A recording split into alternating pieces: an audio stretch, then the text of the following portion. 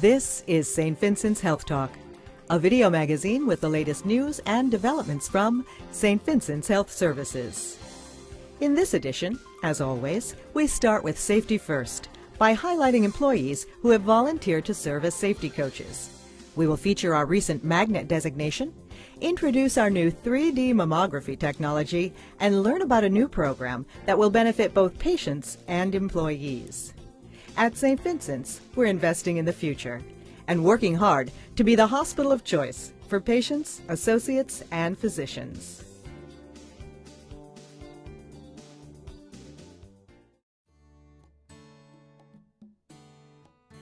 We begin this edition of Health Talk discussing safety, just as we do each morning in Safety Huddle and at the beginning of each meeting at the medical center.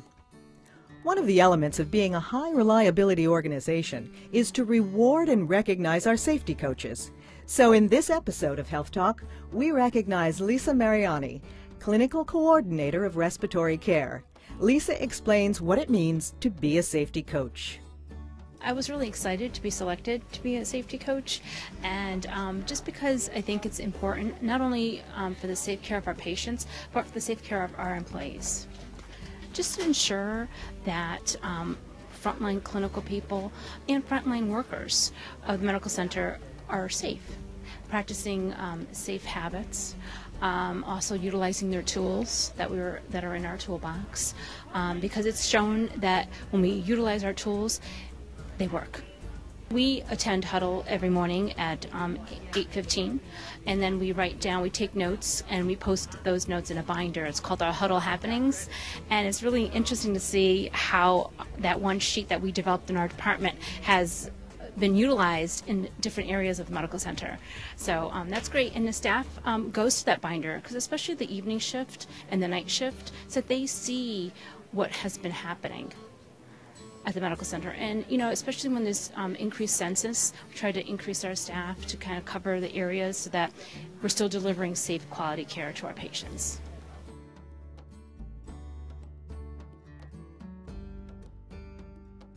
More than 100 members of the St. Vincent's team gathered in the Hawley Conference Center recently for one of the most exciting phone calls in our hospital's history.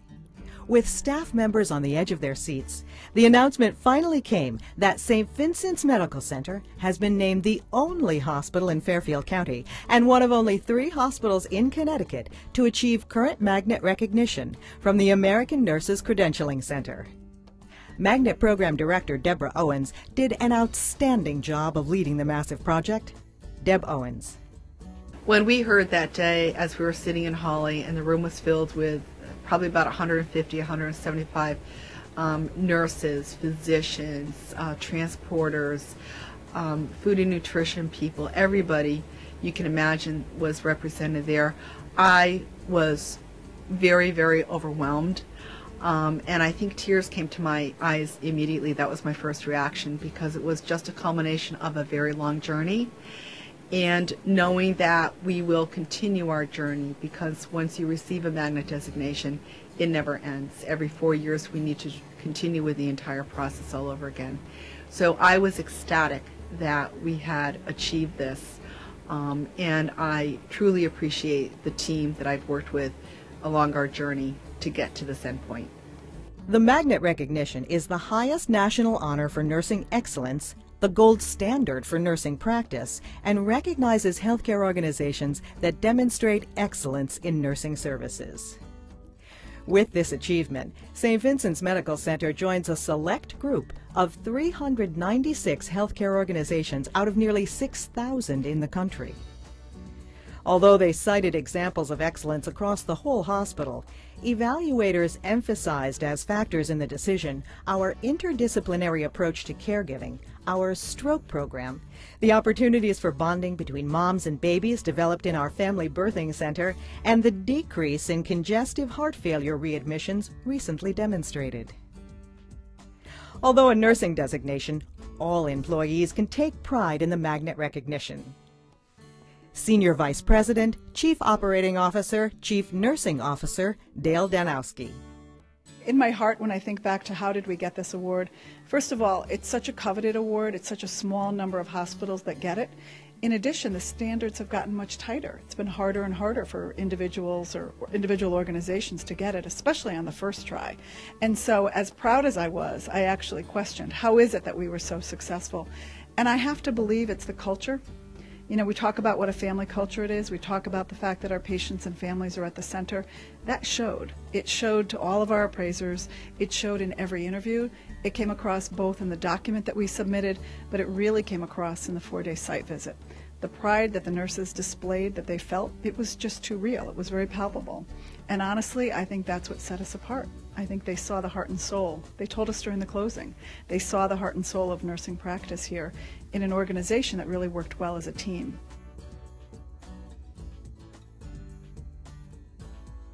St. Vincent's Swim Women's Imaging Center recently cut the ribbon on its new 3D Breast Tomosynthesis Unit, which will be used in conjunction with traditional digital mammography as part of patients' annual screenings to detect breast cancer.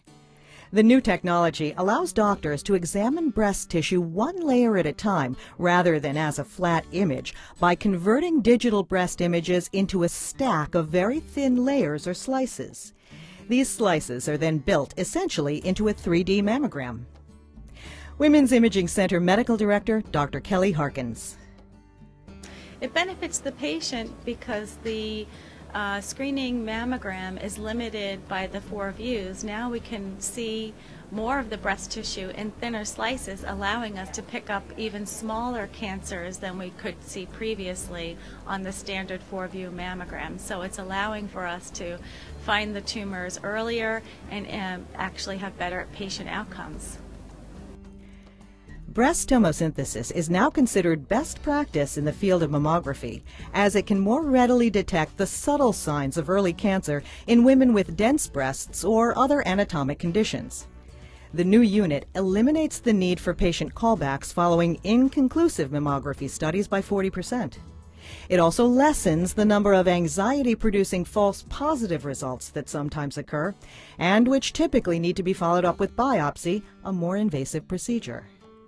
Breast tomosynthesis does not replace the need for ultrasound screening for dense breast tissue, and there are 2 different modalities, and we're looking for 2 different things. With ultrasound, we're looking for subtle masses or subtle cysts that are complex, whereas the mammogram, we're looking for areas of architectural distortion or microcalcification. So something that can, for example, be missed on an ultrasound would be microcalcification. So we really can't replace the one modality of tomosynthesis, as great as it is, with the need to have additional screening ultrasound for dense breast tissue. So together, it actually increases our detection rate even more.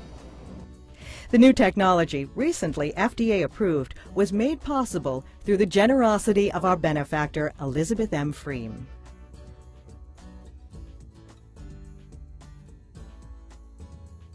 A large and excited group of staff members recently turned out for the blessing and grand opening of the new St. Vincent's Outpatient Pharmacy, located along the chapel corridor off the main lobby. The facility, which came about through the vision of the medical center's Patient Family Advisory Board, was created to make the hospital discharge process easier on both the patients and their family members. Now, prescriptions can be filled right at the hospital, saving patients and families the trouble of stopping at a pharmacy on the way home. But the benefits of the new outpatient pharmacy don't end with patients and their families. Now, employees will also be able to fill their own prescriptions and that of any family members at the convenient location and enjoy a lower cost. Executive Director of Pharmacy and Laboratory Services, Karen M. Cinto. The outpatient pharmacy was really 2 initiatives the organization took. One was that about 5 years ago, the Patient Family Advisory Board felt it was very important for the continuity of care of the patients to have the ability to leave the medical center with medications so they can go home, to help with that transition of care, because sometimes it can be a little stressful to then leave the hospital and then go try to find a pharmacy to get their medication. So it was really to try to better serve our patients and their families as they're leaving our organization to kind of transition home. And the second was actually to service our employees. We have employees and their families and dependents who are here who who we could help provide the pharmaceutical services that make it more convenient for them, and hopefully provide them a nice service and nice employee satisfaction. So really twofold: our patients and our employees are both important to us. The outpatient pharmacy also carries many over-the-counter items as well. Stop by and meet our knowledgeable outpatient pharmacy staff, led by pharmacist and manager Amy Kurzakowski, who had the privilege of filling the ceremonial first prescription following the ribbon cutting. The team will help you transfer your prescriptions and answer any questions you might have.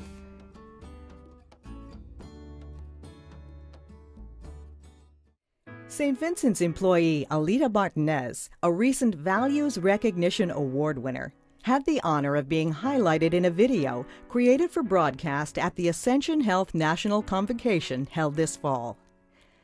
Alita's story told of the great compassion, dedication, and spirit of generosity and caring that she demonstrated toward Daphne, a cancer patient she was assisting in her role as Swim Across the Sound resource navigator. I wasn't feeling well, and I had to go to the emergency room. And they gave me some medication. And after that, I keep going to the family health center. And they find out that he had a lump in my breast, and they told me that they'll have to get it checked out, and I'll have to do surgery and take the lump out.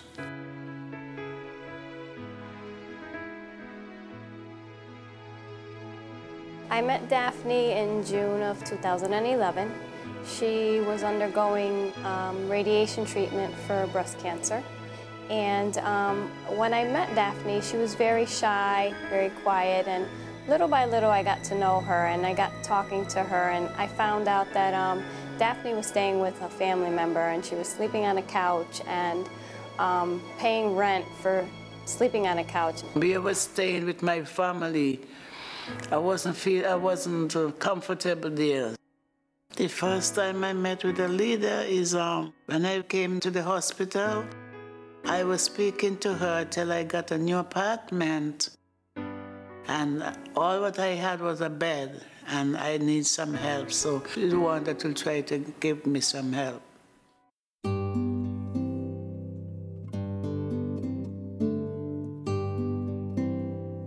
She helped me to get my furnitures, and also she helped me with, when I first moved, she helped me to get paid for 2 months' rent for December and January. I feel much better living on my own and have my own furniture. My apartment is fine. I like it there very much. I'm comfortable. I could move around and do what I want to do in my own place.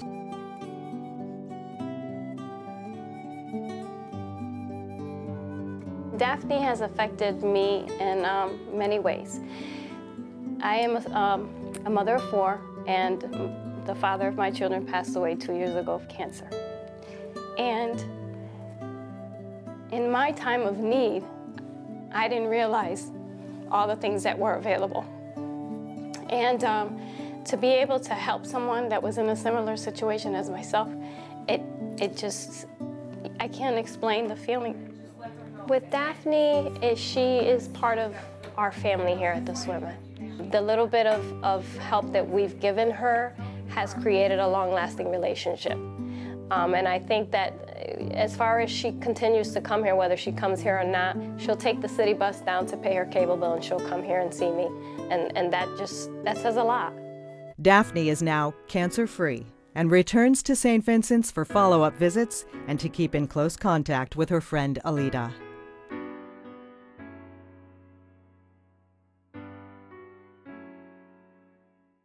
If you would like to learn more about any of the topics discussed in this video, please visit www.stvincents.org.